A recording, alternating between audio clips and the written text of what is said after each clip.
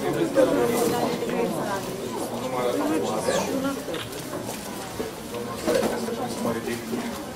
mă rafie să stau și eu jos, pentru că cel mai mult dintre noi stau jos.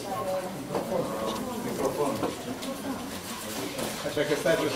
Vorbesc tare și nu trebuie să mă neapărat la microfon.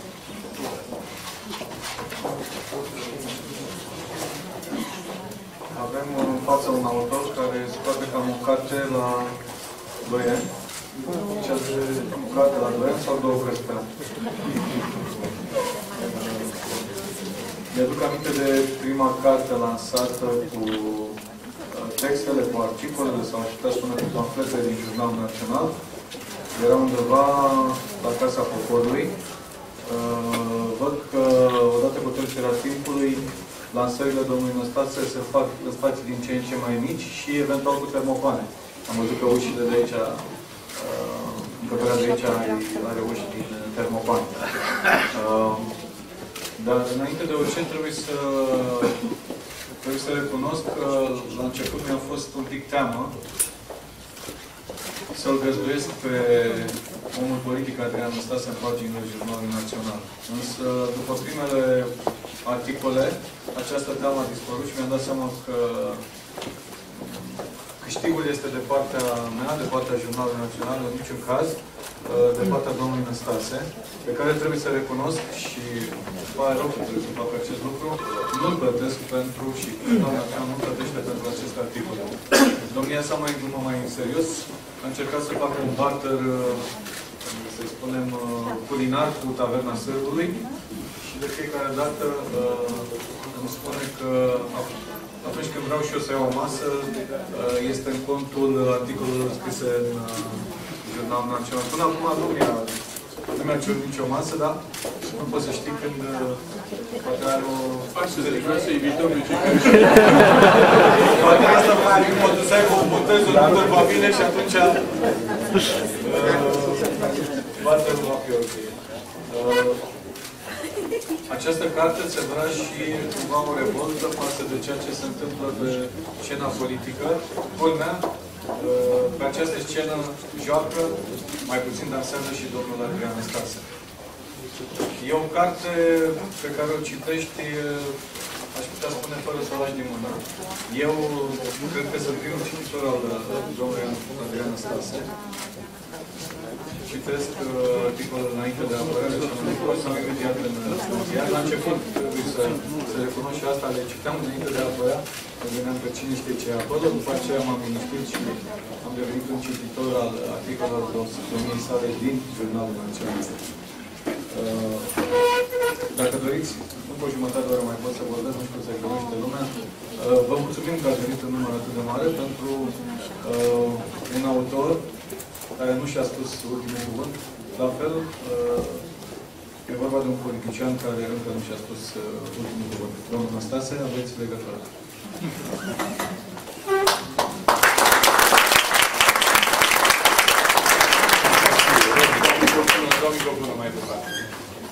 Salutare, bună dimineața! Aș dori să mă prezint, mă numesc Octavian Știreanu. Sunt la confluența mai multor cărări care m-au adus aici. Și între ele este și aceea unei slăbiciuni, cred eu, imprescriptibile față de o meserie căreia mulți dintre noi îi datorăm foarte mult, meseria de tipograf. Tipografii sunt cei care au menirea să salveze o galaxie impresionantă care se cheamă Galaxia Gutenberg, o galaxie care încă supraviețuiește ofensivei electronilor și orbitelor și internetului și așa mai departe. Prin urmare, îngăduiți-mi să-i rog pe cei care reprezintă editura și tipografia care au făcut posibilă apariția acestei cărți să spună câteva cuvinte. Sunt niște buni prieteni din județul Argeș. Pentru ei această carte este cumva o premieră, pentru că e prima dată când în spațiul argeșan, care, mă rog, eșelează printr-o istorie bogată în politicieni, dar e prima dată când în spațiul contemporan al culturii argeșene apare pe coperta unei cărți numele unui politician redutabil contemporan nou. Și parafrazându-l pe bătrânul Arghezi, aș spune carte frumoasă, cinste cui te-a scris. Este o carte realizată în condiții grafice excelente. O să mai revin asupra ei, dar doar aș vrea să vă semnalez faptul că fiecare editorial, fiecare eseu din carte este ilustrat anume cu o grafică, cu o grafică adesea satirică, adecvată temei respective. Deci nimic nu este improvizat. Și efortul tipografilor a fost și acela de a pune în valoare această conexiune între imaginea grafică și textul propriu-zis. O să-l rog prin urmare pe tânărul nostru coleg Adrian Sămărescu, care este reprezentantul editurii și redactorul acestei cărți, să spună câteva cuvinte.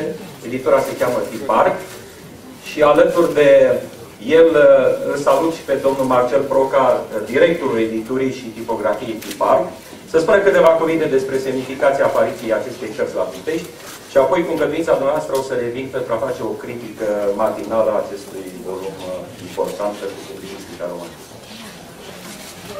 Ziua bună, domnilor! Este un privilegiu pentru editura Tiparc să aduc în fața dumneavoastră munca, ideile, gândurile omului politic, scriitorului și vizionarului Adrian Năstase.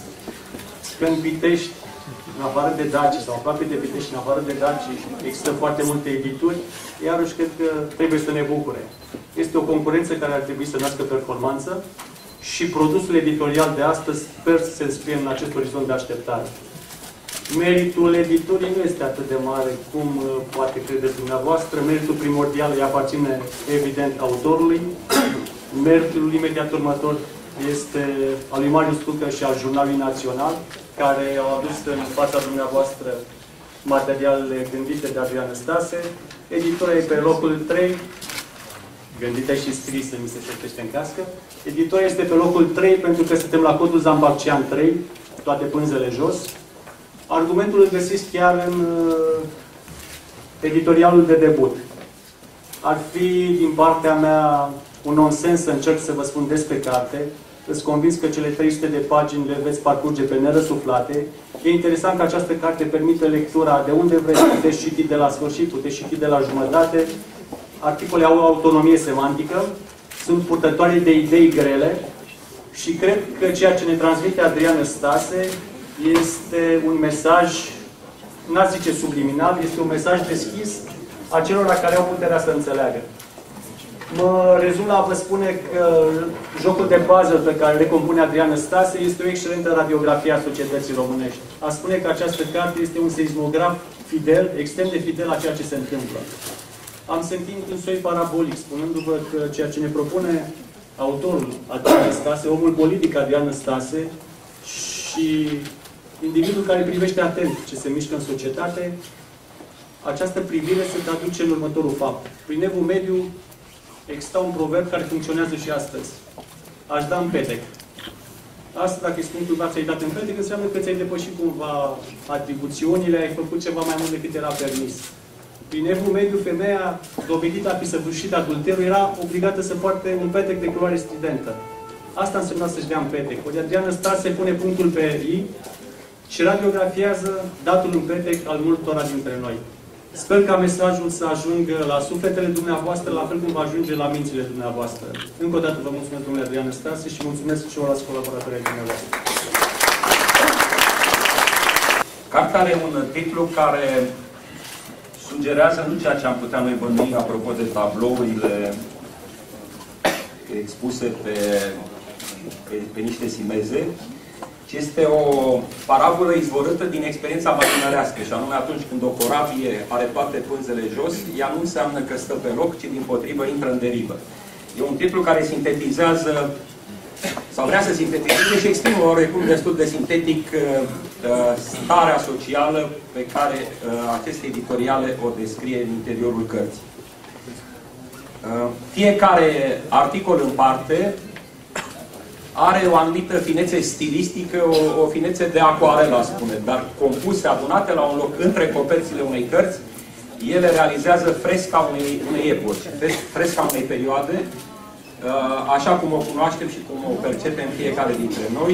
Aici este vorba de un an de zile, deci începând cumva din 2009 până în anul 2010, articole scrise cu frecvență săptămânală și apărute datorită generozității Jurnalului Național. Prin Prin asta, cartea reprezintă de fapt o mărturie asupra societății românești contemporane. O mărturie scrisă cu un spirit polemic, pe care îl recunoaștem cu ușurință la publicistul Adrian Năstase, dar și cu o anumită viziune politică și o responsabilitate politică proprie politicianului cu același nume. Cartea de altfel pune și o anumită problemă a raportului dintre gazetărie și politică. Asistăm cu toții la o multiplicare a canalelor de comunicare, a canalelor prin care se pot transmite tot felul de mesaje. A apărut copleșitoarea blogosferă, s-au multiplicat emisiunile de televiziune, nu trâncănerile, cum spunea cineva pe la televiziune. În sfârșit s-au diversificat aceste forme de comunicare, nu numai a mesajelor politice, astfel încât în acest peisaj pestrit, dinamic și destul de volatil, se punea problema rolului sau rostului cărții tipărite în vis-a-vis de celelalte forme de comunicare. Această carte dovedește perenitatea cuvântului tipărit și dovedește faptul că coala albă de hârtie, albul hârtiei, până la urmă impune foarte multă responsabilitate înainte de a șterne cuvintele respective. Cartea reprezintă, cum spuneam, o suită de observații care se referă nu numai la prezentul care ne însoțește, ci și mai ales întinde și o ancoră spre viitor, așa cum Adrian Năstase înțelege să perceapă pe baza experienței sale incontestabile. E aici vorba de o cursă între publicistul Adrian Năstase și politicianul Adrian Năstase. Fără îndoială că politicianul are câteva tururi de pistă înaintea jurnalistului. Nu știu dacă până la urmă cei doi vor ajunge cândva peste timp, peste decenii, la o aceeași linie de finish, dar este cert că în această carte se confirmă elementele comune care există între gazetărie și politică. În ambele domenii este nevoie să cunoști realitatea. În ambele domenii este nevoie să-ți asumi răspunderea opiniei și în ambele domenii este nevoie să ai o necesară și o penetrantă capacitate de comunicare. Astfel încât calitățile de politician ale lui Adrian Năstase se regăsesc în cele de publicist, după cum ne explicăm și de ce în calitățile sale de politician se regăsesc multe dintre cele care formează cultura și erudiția sa absolut impresionantă. Sunt multe lucruri pilduitoare și pentru o istorie recentă a României, sunt multe mărturii legate de evenimente importante din politica românească actuală, care se regăsesc în această carte. Unele deja au valoare de evocare pentru că se referă la episoade petrecute cu 6 luni, cu 9 luni, cu un an în urmă și sunt pline de învățăminte ca atare și premonițiile, multe dintre premonițiile scrise la vremea respectivă ale lui Adrian Năstase s-au împlinit, din păcate, spun. Dar aș vrea din multele pasaje absolut remarcabile care se regăsesc în această carte să citesc unul singur, să-l citesc, cu speranța că el sugerează o anumită conduită de viitor a fiecăruia dintre noi. Și spune aici undeva, prin ianuarie 2010, dacă ne-am plictisit unii de alții, nu e târziu să începem să ne redescoperim, la început chiar și prin gesturi mici. O să aflăm cu siguranță că există și iubire, și prietenie, și colegialitate și multe lucruri pe care le putem realiza în comun. O să aflăm că putem cere și putem oferi ajutor atunci când e nevoie. Că o persoană poate însemna mai mult decât o relație utilă, că se poate zâmbi și atunci când nimeni nu filmează, că un dușman feroce e poate o persoană cu care nu ai apucat să te explici suficient. Mai mult, o să descoperim că asta e soluția pentru multe probleme care acum ni se par complicate și de nerezolvat. Pentru că dezvoltarea socială în general nu se poate face în lumi în care oamenii umblă cu capul între umeri, privind doar înăuntru lor, izbindu-se când și când de alți oameni, fără să scoată vreun cuvânt.